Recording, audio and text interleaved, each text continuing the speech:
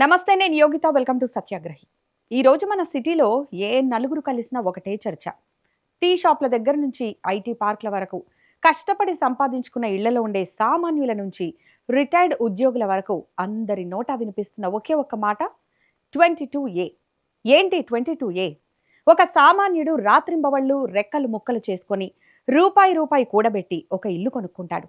పిల్లల భవిష్యత్తు కోసమో లేదా వృద్ధాప్యంలో ఆసరాగా ఉంటుందనో ఆ ఆస్తిని తన ప్రాణంగా చూసుకుంటాడు.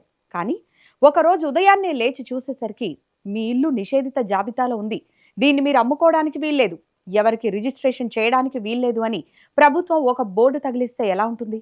అలాంటి ఒక నరకాన్నే ఈరోజు గ్రేటర్ హైదరాబాద్ పరిధిలోని లక్షలాది మంది ప్రజలు అనుభవిస్తున్నారు. కాంగ్రెస్ ప్రభుత్వం వచ్చిన తర్వాత 22A పేరుతో పెట్టిన ఈ నిబంధనలు సామాన్యుల పాలిట ఒక పెద్ద శాపంగా మారాయి. 1,00,000కు పైగా ఇళ్లను నిషేధిత జాబితాలో పెట్టడం అంటే మాటలు కాదు. అందుకే ఇప్పుడు గ్రేటర్ ఎన్నికలు దగ్గర పడుతుంటే ఈ నగర ప్రజలు కాంగ్రెస్ ప్రభుత్వానికి తగిన బుద్ధి చెప్పడానికి సిద్ధమవుతున్నారు. నగరంలో అసలేం జరుగుతోంది, సామాన్యులు పడుతున్న ఆవేదన ఏంటి అనేది ఈ వీడియోలో వివరంగా మాట్లాడుకుందాం. ముందుగా అసలు ఈ 22A అంటే ఏంటో చాలా సింపుల్గా చెప్పుకుందాం. ప్రభుత్వ భూములు, దేవాదాయ భూములు, వక్ఫ్ భూములు లేదా కోర్టు వివాదాల్లో ఉన్న భూములను ఎవరూ అక్రమంగా అమ్మకుండా రిజిస్ట్రేషన్ యాక్ట్ ప్రకారం నిషేధిత జాబితాలో పెడతారు. అది మంచిదే, ప్రభుత్వాస్తులను కాపాడటం తప్పు కాదు. కానీ కాంగ్రెస్ సర్కార్ ఏం చేసిందో తెలుసా? ఏళ్లకేళ్లుగా అన్ని అనుమతులతో, హెచ్ఎండిఏ, జిహెచ్ఎంసీ పర్మిషన్లతో బ్యాంకు లోన్లు తీసుకుని కట్టుకున్న ఇళ్లను కూడా తీసుకొచ్చి ఈ 22A జాబితాలో పడేసింది. ఒకప్పుడు క్లియర్గా ఉన్న సర్వే నెంబర్లలో ఏళ్ల తరబడి నివాసం ఉంటున్న ఇళ్లను కూడా ఒకే ఒక ఆర్డర్తో బ్లాక్ చేశారు. ఒక్కసారి ఆలోచించండి. ఒక సాధారణ మధ్యతరగతి కుటుంబం తన జీవితకాల సంపాదన అంతా పెట్టి 20 ఏళ్ల క్రితం ఒక స్థలమో ఒక ఫ్లాటో కొనుక్కుంది. ఆ ఫ్యామిలీ అన్ని రకాల ట్యాక్స్లు కడుతోంది. కానీ ఈరోజు సడన్గా అధికారులు వచ్చి మీ సర్వే నెంబర్ 22Aలో ఉంది, మీరు దీన్ని ట్రాన్స్ఫర్ చేయడానికి వీల్లేదు అని చెప్తుంటే ఆ కుటుంబం పరిస్థితి ఏంటి? అసలు తప్పు చేసింది ప్రభుత్వం, రెవెన్యూ డిపార్ట్మెంట్. కానీ అనుభవిస్తోంది మాత్రం పన్నులు కడుతున్న అమాయక ప్రజలు.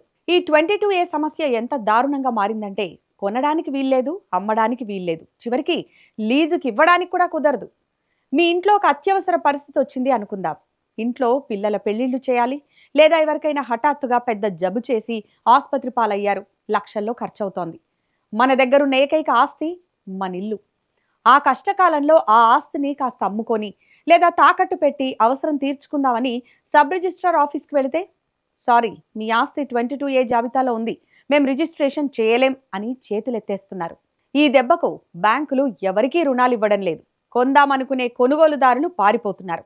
అంతెందుకు, కనీసం లీజుకో అద్దెకో ఇద్దామన్నా రకరకాల సాంకేతిక కారణాలు చూపిస్తూ ఇబ్బందులు పెడుతున్నారు. తన సొంత ఆస్తిని తానే వాడుకోలేని, అమ్ముకోలేని ఒక విచిత్రమైన, దారుణమైన పరిస్థితిని ఈ ప్రభుత్వం సృష్టించింది.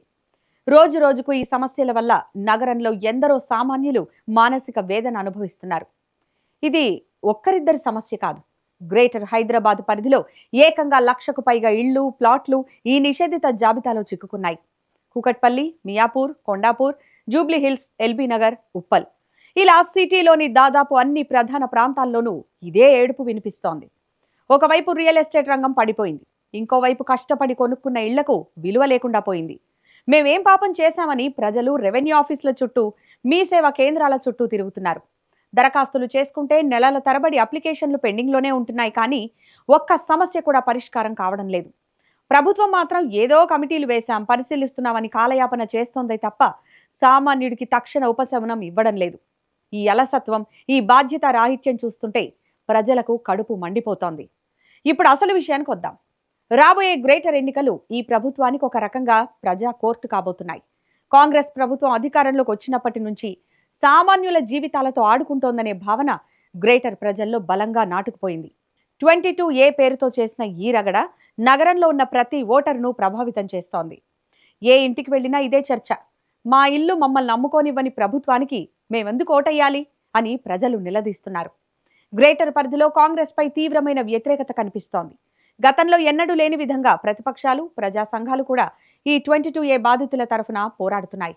కాంగ్రెస్ నాయకులు ఓట్లు అడగడానికి గడప తొక్కితే ప్రజలు వారి స్టైల్లో బుద్ధి చెప్పడం ఖాయమనే అభిప్రాయం వినిపిస్తోంది. ఈ కోపమంతా రాబోయే గ్రేటర్ ఎన్నికల్లో ఓటు రూపంలో బ్యాలెట్ బాక్సుల్లో పేలడం కూడా ఖాయమే. సో చూసారుగా, ఒక చట్టం లేదా నిబంధన అనేది ప్రజల ప్రయోజనాల కోసం ఉండాలి, కానీ ప్రజలను నరకంలోకి నెట్టడానికి కాదు. 22A పేరుతో లక్షలాది కుటుంబాల జీవితాలను, వారి కష్టార్జితాన్ని కదల్చలేని పరిస్థితికి తీసుకురావడం కాంగ్రెస్ ప్రభుత్వం చేసిన అతిపెద్ద పొరపాటు. పిల్లల భవిష్యత్తు, కుటుంబ అత్యవసరాలు, ఇళ్ల కలలు ఇవన్నీ 22A అనే ఒక్క నిర్ణయం వల్ల అంధకారంలో పడిపోయాయి. దీనికి సమాధానం చెప్పాల్సిన సమయం ఆసన్నమైంది. గ్రేటర్ ప్రజలు స్పష్టమైన సంకేతం ఇస్తున్నారు.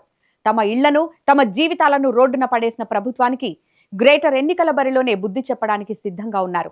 మరి ఈ 22A బాధితులలో మీరు కూడా ఒకరా? మీ అనుభవాలేంటి? ప్రభుత్వం నుంచి మీరేం ఆశిస్తున్నారు? ఈ వీడియో కింద కామెంట్ సెక్షన్లో ఖచ్చితంగా మాకు తెలియజేయండి.